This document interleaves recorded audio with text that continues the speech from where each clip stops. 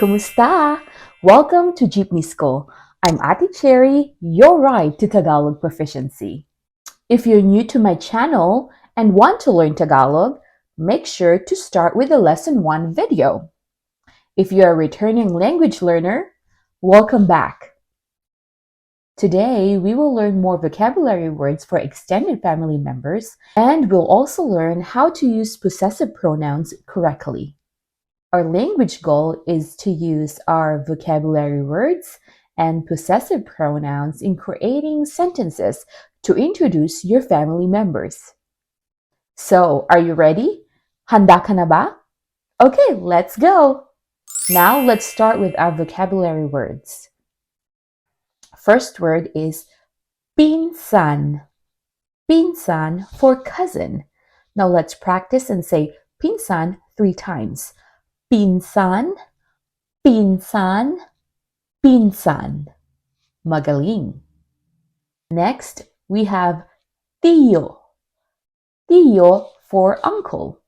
Now with tío for uncle, we also have tía for auntie. Tía, tía, tía. Magaling. Next word is manugang. Manugang for son or daughter-in-law. Let's practice it and say it 3 times. Manugang, manugang, manugang. Magaling. Next, hipag. Hipag. Hipag for brother or sister-in-law. Let's say it 3 times. Hipag, hipag, hipag. Magaling. Next word is bienan. Bienan for father or mother-in-law. Let's say bienan 3 times. Bienan, bienan, bienan. Magaling. For our last word, we have pamangkin for niece or nephew. Let's say pamangkin 3 times. Pamangkin, pamangkin, pamangkin. Magaling. Now let's set aside our vocabulary words because we will use them later. And now let's move forward to our grammar. For possessive pronouns, let's start with ko. Ko for my. So if I say apple ko, I'm saying my apple. Next is mo. Mo. Mo for your. So if we say apple mo, I'm saying your apple. We also have niya. Niya. Niya translates to his or her. So if we use apple niya, it translates to his or her apple. Next is natin. Natin. Natin for our, but inclusive. So when I say apple natin, this apple is mine, but this apple is also yours. Apple natin. Apple natin.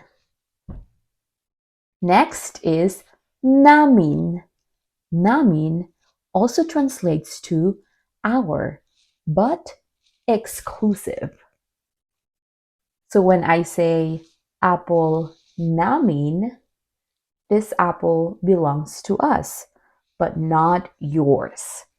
The next plural is niño. Niño. Niño translates to your, but plural. So if I say apple niño, this apple belongs to you and maybe your friends or your peers or your family members. So more than one person owns this apple, but not me, but you and your friends.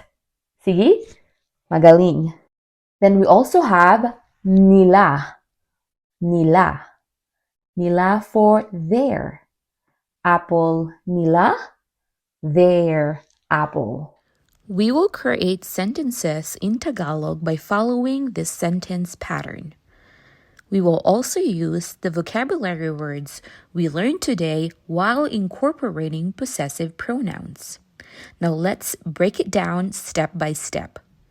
In the first box, we have titles for extended family members such as pinsan for cousin, tío for uncle, tia for auntie, manugang for son or daughter-in-law, hipag for brother or sister-in-law, biyanan for father or mother-in-law, and pamangkin for niece or nephew.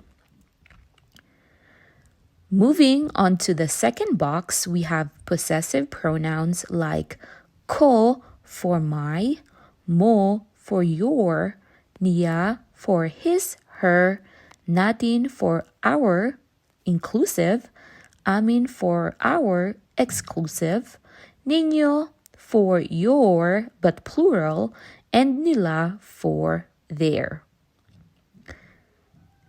Now, in the third box, we introduce name markers, si and sina. Si is placed before the name of a person, and when referring to more than one, we use sina.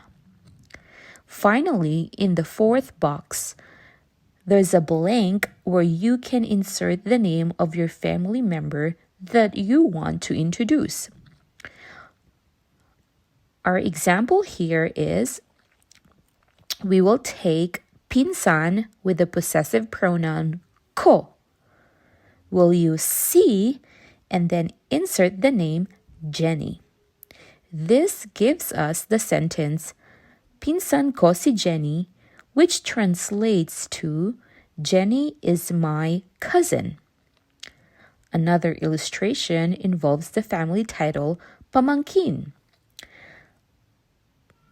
We have pamangkin, then the possessive pronoun mo, followed by si, and then the name Alan. The resulting sentence is pamangkin mo si Alan, which in English means Alan is your nephew. Now, I invite you to pause this video and create 5 sentences in Tagalog using this sentence pattern. And when you're ready, we will engage in a role play to practice and apply what we've learned in an actual Tagalog conversation. So go ahead and give it a try.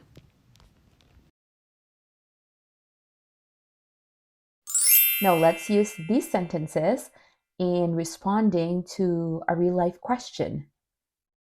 I will ask you the question, Sino ang pinsan mo? Who is your cousin? And then just try your best to answer me in Tagalog. You can say, pinsan ko si Janet, pinsan ko si Mary. Now, I will ask you the following questions in Tagalog. Are you ready? Okay, let's practice. Sino ang pinsan mo?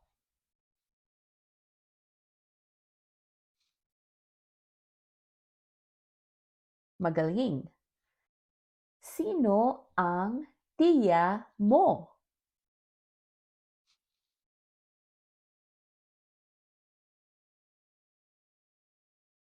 Magaling.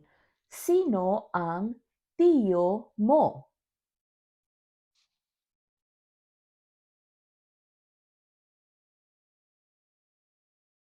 Magaling. Sino ang manugang mo?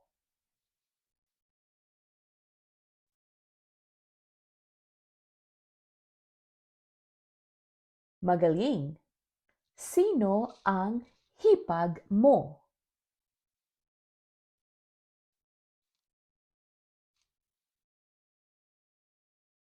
Magaling.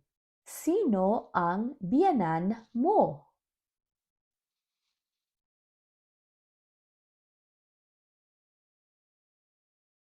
Magaling. Sino ang pamangkin mo?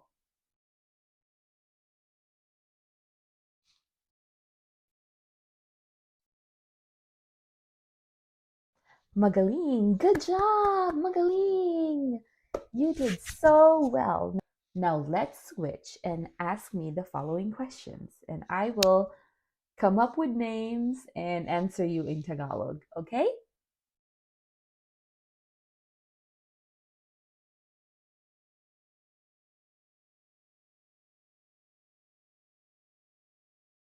Pinsan ko si Jordan.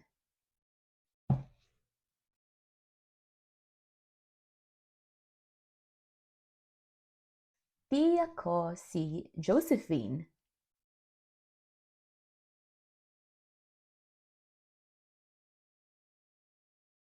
Tiyo ko si Alan.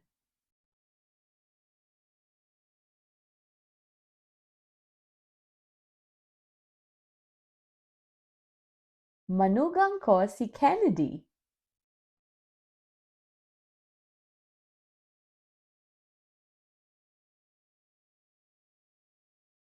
Hipag ko si Stephanie.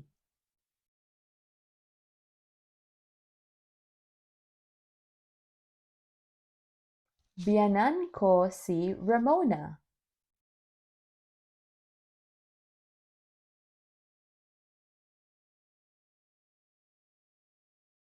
Pamangkin ko si Brianna. Magaling! Good job! I am so impressed. You did so well. Now, for your homework, I want you to translate the following sentences in Tagalog and share your answers to a speaking partner. I'm so happy to have you in my class at maraming salamat for taking the time to learn these things in Tagalog. Okay? I hope to see you next time. Maraming salamat. Ingat!